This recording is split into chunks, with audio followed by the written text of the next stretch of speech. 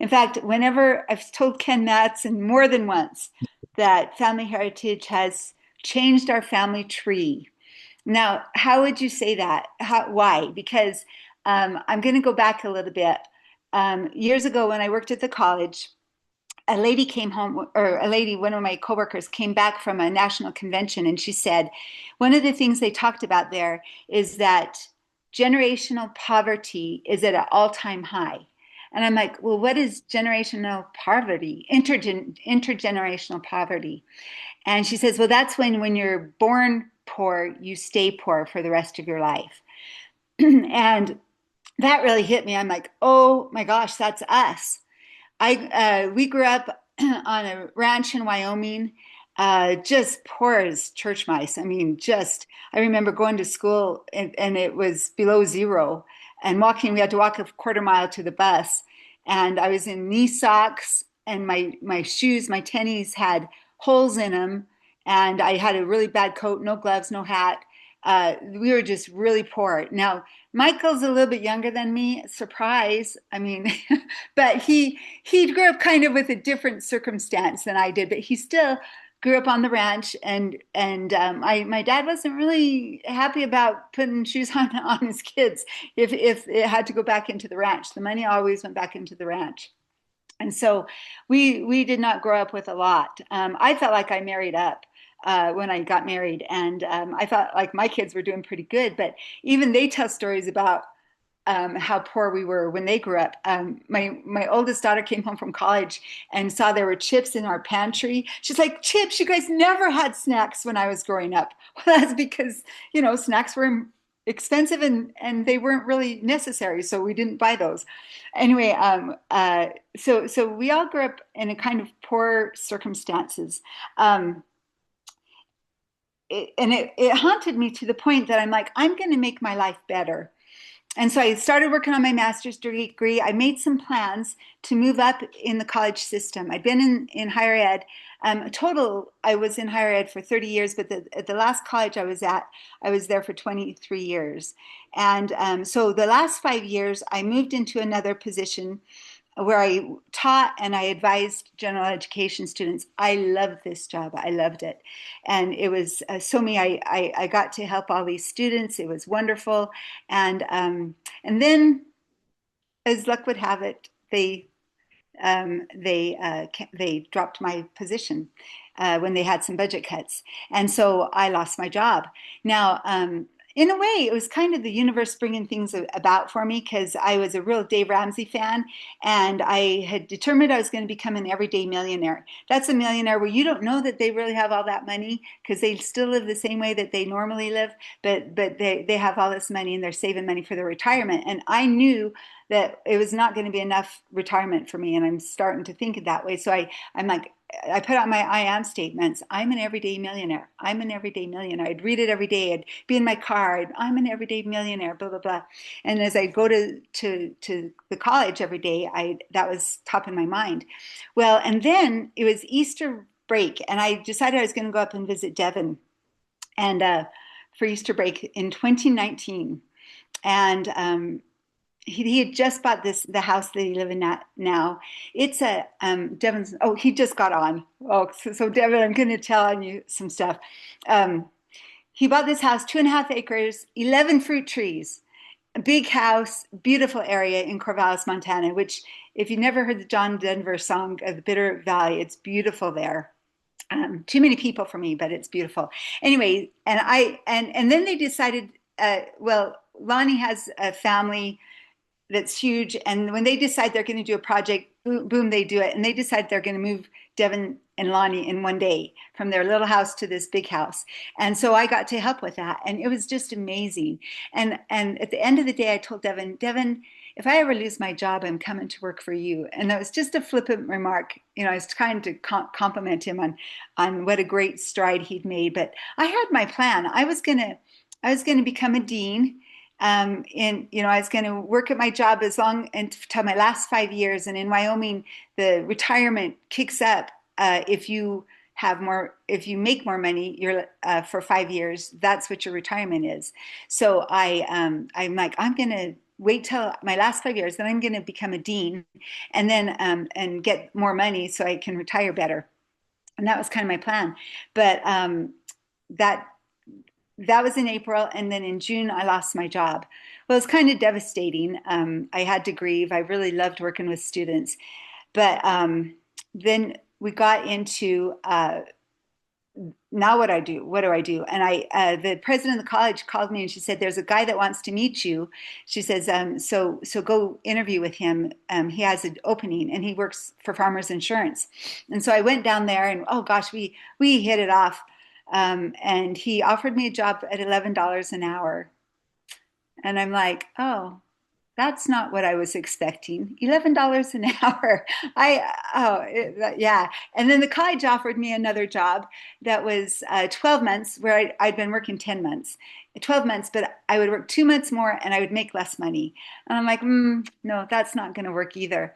And Devin had said, "Come work for me, Mom." And I'm like, I said, "Devin, I'd like something a little bit more secure." And he said, "Well, your job at this college was not secure." And I said, and then he said, "But I am the most secure person financially that I know." And started thinking about it. And then after the Farmers Insurance offered me $11 an hour, I'm like, this is a no-brainer. I need to go work for Devin. So that's how it began. But now what I want to talk to you guys about is sticking and staying and making it pay. Stick and stay and make it pay. You've heard that. If anybody is a testimony to that, it's me. So when I won one of the trips I won, when I went to Puerto Rico, I took one of my daughters, and when we went in, signed in, they said, "Okay, so every social media post you make, put hashtag Globe Life Lifestyle." And so my daughter was really excited about it. So she was posting all over Facebook and Instagram, Globe Life Lifestyle. And as we got home, we had a great time. We got home and I started thinking about that Globe Life lifestyle. And that's really what this career gives you, is a Globe Life lifestyle. So I'm gonna share a little bit of my seventh, this is my seventh eagle. But it's not just winning awesome things like shirts, jackets, paddleboards, watches, business wardrobe gift cards, which I just spent $200 on one of those, incentive cashes, bonuses, incredible incentive trips. I also won a dishwasher last year, and this is my awesome watch. Can you guys see it? It's pretty awesome. And so you win all kinds of stuff, but there's more to it than that. I was able to. Now, this was not an incentive trip, but my friend and I are really ABBA fans. So we went to London to go to that ABBA concert. I wouldn't have been able to do that without without my Globe Life lifestyle. And then my mom, she told me that her bucket list was she's always wanted to go to a Broadway musical on Broadway. So I think it was January 2024, my sisters and I planned a trip to New York, and we went to two Broadway shows and one opera, and she absolutely loved it. It was so amazing. And I've been back to New York since then. So so that's your also part of the Globe Life lifestyle. But the I've also been able to help my family members. I have a sister who is a widow, and she has a son in middle school still, and so there have been times I've just sent her money. Um, I have I help my own kids when they have unexpected expenses. I bought a furnace for one of my sons. I've donated to scholarships. Every time there's a fundraiser, I donate to it. Um, I don't have to count my pennies when I go to the grocery store anymore. That is huge for me because I don't get my credit card doesn't get declined. Now I never did anyway because I know how much money I have in there. But how many of you guys have had to have your credit card or your debit card declined?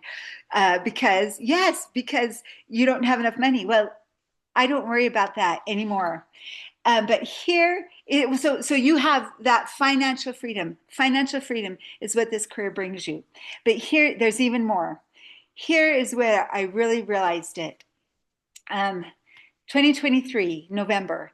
I go up to Montana for Bo's birthday party. That's Devin's oldest son. and Lonnie's already in the hospital with a risky pregnancy. And so I stopped by the hospital on my way home to see her. And her and Devin are there, and they say, "Would you, when the baby comes, will you come and help us?" And I said, "Sure, I will." And I get home. That's a Sunday. I get home, and on the Tuesday, I get a text from Devin, and it says they're taking Lonnie in for emergency C-section, and boom, that was it. So I packed my bags.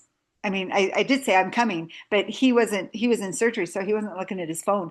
And I packed my bags, and I got on the road. As I'm on the road, I get a phone call from Andy, and he says, "Lorilyn, what can I do?" Oh, I'm going to get emotional. He says, "What can I do to help?" And I said, "Andy, you can pray, of course, pray." But I said, "We're going to be fine. My account is flipped. Devin's account is flipped, but and also Devin has a team underneath him. So we're going to be fine." And for those of you that are new and you don't know what a flipped account is, it's when you don't no longer take advances on all of you've built enough money in your account that you do not take it in advance anymore. And I actually made my account flip faster because I knew that all I needed to do every week was a builder's week. A builder's week would pay my bills. So after every week after I did a builder's week, I would stop taking advances. I also wouldn't take advances if I thought somebody might cancel early. So I wanted to make sure they were bought in, or else I wouldn't take an advance, and that helped me to flip my account faster. So, and I'm sure your leaders will tell you more about that. But so I go up to Montana. And I stay with Devin's family and help him his kids for a week, and it's really, it was pretty heartbreaking. I remember Bo telling me, he says, "This just doesn't feel right." And I'm like, "No, it doesn't feel right because the family's separated." And anyway, we got through all of that. But it was such a great feeling to know that I didn't need to worry about money during that time. Now, lately, I've been going through a not similar, but another family crisis, and I haven't been working very much. I've had to put my mom in a nursing home, but my account's still flipped. I'm still making money, even though I have to take this time. So really, when they tell us that this is the best opportunity in America, it truly is. And I was talking to a young lady about this yesterday. Hunter Bresky and John Roach from another agency are trying to hire her, and she's asking me questions like, "Why should she do this?" And um, uh, I'm like, "This is the one thing you can do. It doesn't matter if you're a woman. It doesn't matter the color of your skin. It doesn't matter. It's the great equalizer. Everything you earn here is what you earn what you put into it, and that's why it's such an opportunity." And yeah, it's just that Globe Life lifestyle. Once you guys get to that point that you're living the lifestyle of Globe Life, you will be amazed at how it's changed your life. And that is how this career has changed my life. So there you go, Andy. Wow. You almost made me start crying, Lori Lynn. What are you doing? Jeez Louise. Well, fun fact, and then we'll wrap up here today. But thank you for your time and sharing that. That was exactly what I needed to hear. That was so cool. This is kind of an inside joke. So Lori Lynn has a nickname that I think I gave her, but it's Lori Lynn the Dean Beck. And one of the little kind of competitive things she had in her mind after leaving the school was, man, I really want to earn more than the dean at Northwest, which was the college, because her job was just snatched away, and it was fun. I don't know, what was it, 2022 or 23, Lori Lynn? It was Well, it was okay, so my first year, I wanted to make as much as a dean, and that was my honoriness. I'm like, I'm going to just show them. But it was COVID, and I didn't work for like 3 months, but I did make more than I made in my job. And then Yeah. the second year, I made over what a dean makes, which is about 75 grand. Um, and then The third year, I made a little bit more. The fourth year, though, I made six digits for the first time in my life. I never ever What thought. a little old girl from Wyoming going out Wyoming. there? What? What? Come I on made now. six digits. Oh, they're eating their heart out. Actually, what happened is they asked me to be on the alumni board, and I've said, really, you guys would ask me to be on the alumni board when you fired me, Hmm. basically. Why would you want me to be on the alumni board? And they said everybody else they said you have done so well since you left the college, and everyone else is really bitter, and we've just noticed how well you've done, and you've just and so they Oh, said we wanted you on the alumni board. So that people notice, yeah. and Yeah. so I AKA am we on made a there. mistake. But They made what a did you, mistake. that actually they I am sure that they a lot of people told them that anyway, but Yeah. I'm sure they probably felt like that. But God's hand was in it. I was brought Yeah. here. It was part of that. I think the universe conspired to bring me to this point so that I could So become an cool. everyday millionaire. There you go. I'm There still you go. helping people, so that was what I really missed about the college Mhm. is just Yeah. helping and being a service to people, and I still get to do that here. The So dean, ladies and gentlemen. The dean.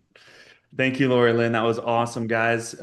We'll throw a fun eagle up on Voxer today, but just go out and do the things the person you want to become would do today and have a great day. Drive safe, have fun, spread some Christmas joy. Let's go out, protect some families, and finish strong. And we'll see you guys next week. Have a great day and Merry Christmas if I don't see you before Christmas. Bye bye.